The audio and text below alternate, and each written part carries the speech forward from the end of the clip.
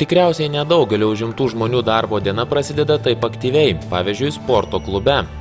Dar blogiau, tik nedaugelis skubančių, lekiančių ir biure prie kompiuterio ir telefono visą dieną praleidžiančių žmonių atranda minutę kitą laisvo laiko pramankštinti sustingusių kūną. Treniruoklių salės bei asmeninių treniruočių instruktorius Vytautas Medineckas tikina, kad atrasti laisvo laiko galime visi. Jei ne sporto klubui, baseino ir pasivaikščiojimai gryname ore, tai bent jau biure. Čia pat prie stalo ir kėdės. Nieko daugiau lengvai mankštai neprireiks, o pasekmės visiškai nejudant gali būti iš tiesų liūdnos. Bet ilgainiui pažiūrės, kaip bus po kokių 5, 10 metų, 20 metų, tai tada gal ne taip linksma pasidarys ir tada laiko atsiras jau daug daugiau, bet kad tas laikas gali būti po poliklinikas, po ligoninės gali būti. Ir apskritai, čia aš manau, kiekvienas prisižiūrim kaip darbą, kad gerai atlikti, kaip mašiną prižiūrėti, taip reikia ir save prižiūrėti. Bet kokiu atveju, tai daug laiko neužtrunka sporto klube. Valandą, galima per savaitę kokius 3 kartus po valandą ateiti, 2 kartus. Bet koks fizinis aktyvumas, galima išeiti į parką pasivaikščioti, irgi bus nauda kažkokia tai. Aš manau, galima 20 minučių per dieną skirti ir galima netgi išsidėlioti. Tai yra darbo pradžioje prasimankštinti, vidury darbo, po pietų pertraukos ir prieš išeinant iš darbo. Pratemti visus raumenis, padaryti tempimo pratimus, pasijus naujų žmogumi. Ir aš vėliau parodysiu šitus pratimus ir bus aiškiau aišku dėl šito judėjimo, kad nebūt susikaušysi. Taigi dabar parodysiu pratimus, paprastus, kurie gali atlikti ofisinį darbą dirbantis žmogus. Jūs visą dieną sėdit prie kompiuterio. Taip? Jums pavargsta nugara, kaklas. Taigi dabar parodysiu, kaip reikia pradžioje gerai, giliai pakvėpuoti, pramankštinti plaučius, viską. Įkvėpėt, iškvėpėt. Ir kada jūs įkvėpinėjat, kada keliat rankas, tempėt visą kūną į viršų, įkvėpėmi. Vėliau išpučiat. Sekantis pratimas tempimo bus nugarai šonais. Iškeliat rankas, paimat dešinę ranką, kairę ranką ir tempėt į kairį šoną. Jaučiat čia tempimą. Lengvai kvėpuojat ir traukiat. Į pradinę pusę atsisėdat ir kitą ranką lygiai taip pat.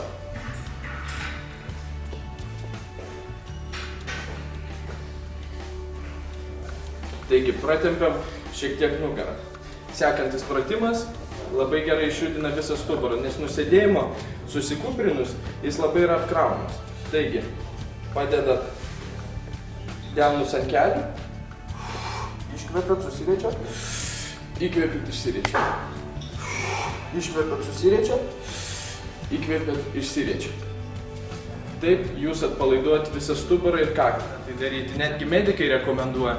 Nuo sėdimo darbo ofisų yra netgi tam tikros ligos, kur jau gydytojai sako, štai iš ofiso atėjo žmogus. Tai būna įvairių sąnarių ligos, riešo srity, prie kompiuterio visada.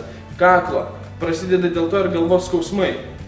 Kaklas silpnas, mes visada rašom į klaviatūrą, žiūrim į kompiuterį. Kaklas silpnas, pas mus netreniruotas.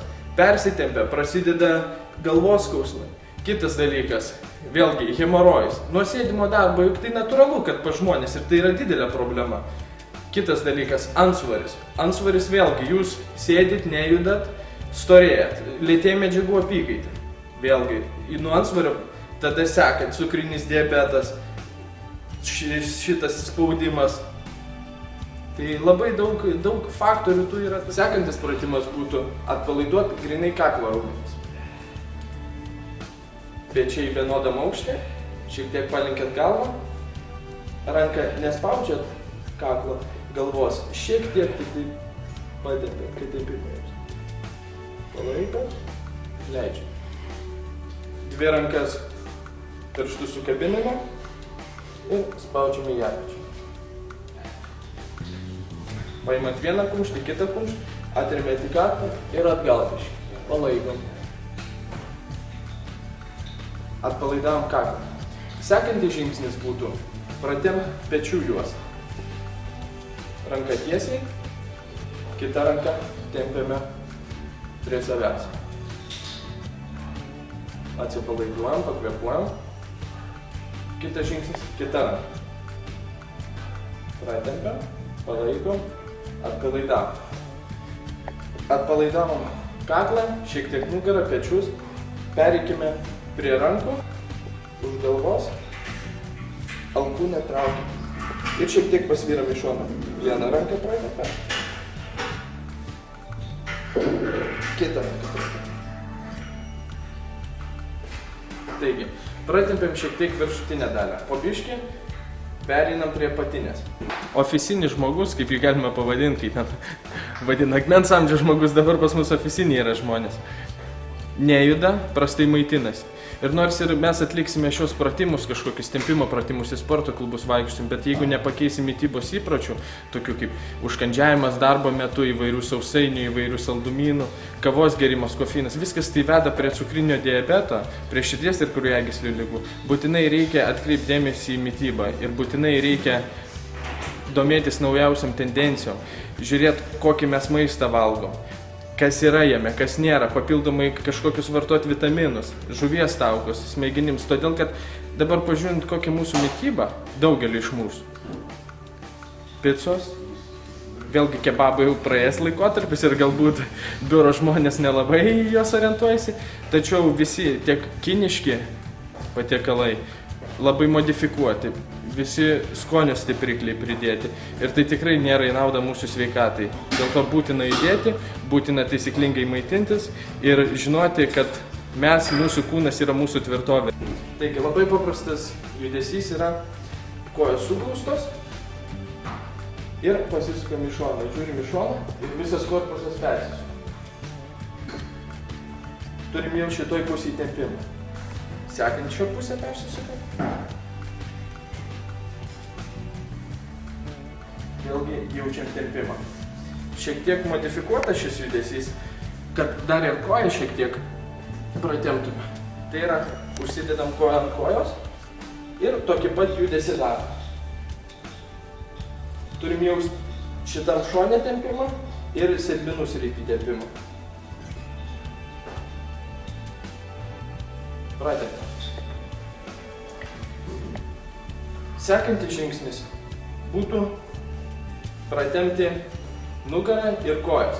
Taigi, atsisėdam šiek tiek ant kėdės galo, ištiesiam kojas ir lenkiamės į priekį, siekiam pirštų. Palaikom. Kitas žingsnis. Vieną koją uždedam ant kitos, štai taip, ir lenkiamės į priekį. Pratempime vėlgi kojas. Koja. Antra koja. Čia taip pat vyrams itin svarbus pratimas, todėl kad suaktyvina kraujotaką.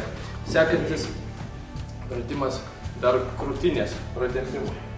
Paimat už kėdės galą ir tiesiog į priekį. Pasispaudžia. Pratempim. Tada atsistojam. Toliau pratempsim kojas. Vieną koją paimat į ranką ir tempiam. Jūs jaučiate tempimą koją.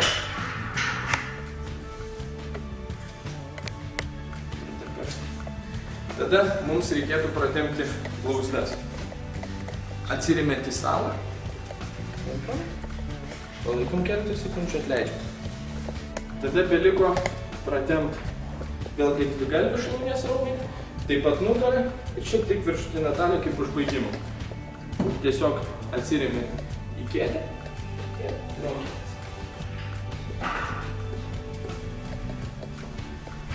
Ir vėlgi pabaigai pasukojam pečius. Įkvepiam giliai. Išsitempiam. Ir pabaigai jau atsisėdam. Galim pratempti riešus prieš darbą. Ištiesiam ranką, nulenkiam. Spaudžiam save. Kitą spaudžiam. Atlenkiam į šitą pusę. Į šitą. Ir jūs pasiruošę darbui.